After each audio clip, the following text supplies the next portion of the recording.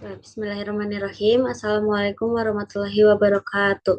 Yang terhormat Ibu Profesor Dr. Ida Farida CH MPD selaku dosen pengampu mata kuliah Metodologi Penelitian Pendidikan. Di sini saya Via Apifah Fauzia akan mempresentasikan PPT dari proposal yang telah saya buat dengan judul Pengembangan Media Pembelajaran Virtual Lab berbasis game Lab Rescue berorientasi kemampuan pemecahan masalah siswa pada materi K3 Laboratorium.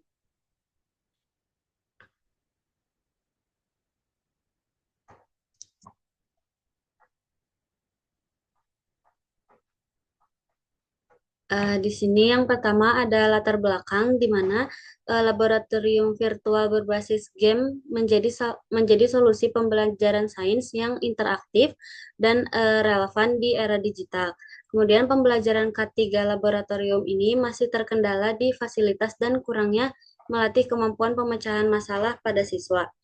Media virtual lab ini berbasis game Lab Rescue ini dikembangkan untuk melatih pemecahan masalah melalui simulasi kontekstual dan pengambilan keputusan. Penelitian ini bertujuan untuk mengembangkan dan menguji efektivitas Lab Rescue sebagai media pembelajaran sains yang berorientasi pada high order thinking skill dan keselamatan kerja.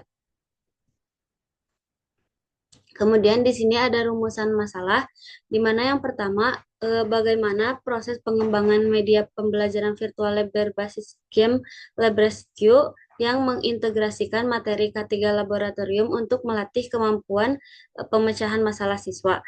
Yang kedua, bagaimana hasil uji validasi media virtual lab berbasis game Lab Rescue berdasarkan penilaian ahli materi, ahli media, dan ahli pembelajaran.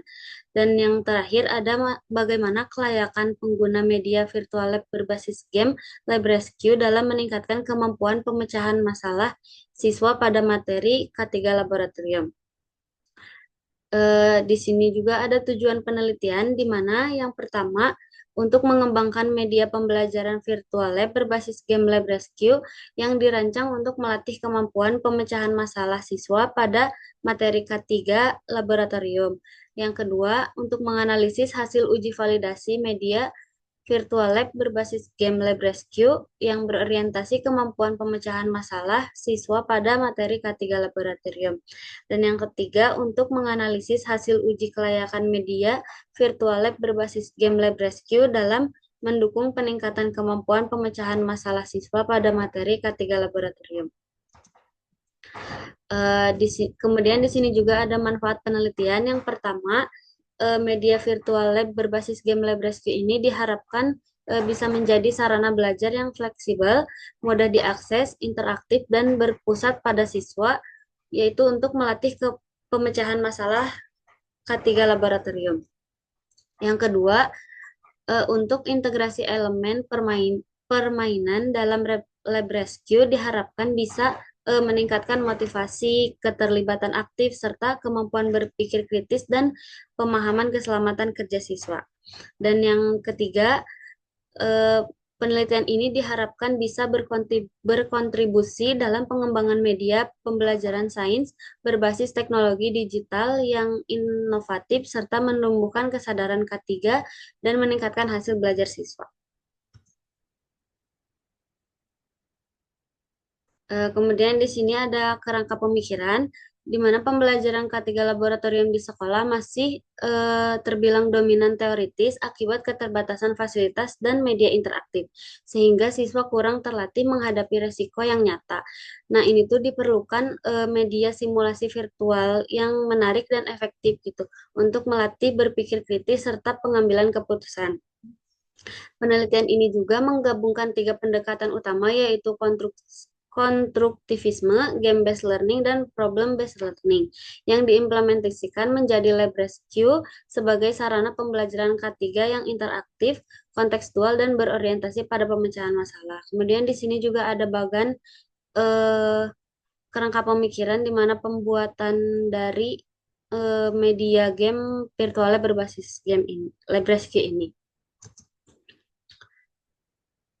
Kemudian di sini ada hasil penelitian yang relevan, di mana eh, penelitian dari Brown, Huai, dan Okita menunjukkan bahwa laboratorium virtual dan game-based learning efektif meningkatkan keterlibatan belajar, kesadaran ketiga, berpikir kritis, dan kemampuan pemecahan masalah. Kemudian penelitian dari Kuswoyo, Sofri, dan juga yang lainnya menegaskan bahwa sebagian besar penelitian masih berfokus pada pendidikan tinggi atau pelatihan industri. Jadi masih kurang relevan untuk pembelajaran K3 di jenjang sekolah menengah. Kemudian menurut Anagnostopulo mengungkapkan bahwa integrasi simulasi laboratorium virtual ini, unsur permainan dan pemecahan masalah kontekstual K3 masih belum dikembangkan secara komprehensif. Kemudian dari Kevalis merekomendasikan pengembangan media virtual lab berbasis game Lab Rescue ini sebagai inovasi pembelajaran yang menekankan keselamatan laboratorium dan keterampilan pemecahan masalah. Selanjutnya di sini ada ringkasan kajian pustaka, di mana yang pertama media pembelajaran berbasis virtual laboratory dan game-based learning ini terbukti bisa meningkatkan motivasi, berpikir kritis, kesadaran keselamatan, dan kemampuan pemecahan masalah. Namun integrasi yang holistik dengan PBL masih terbatas, khususnya di tingkat SMA.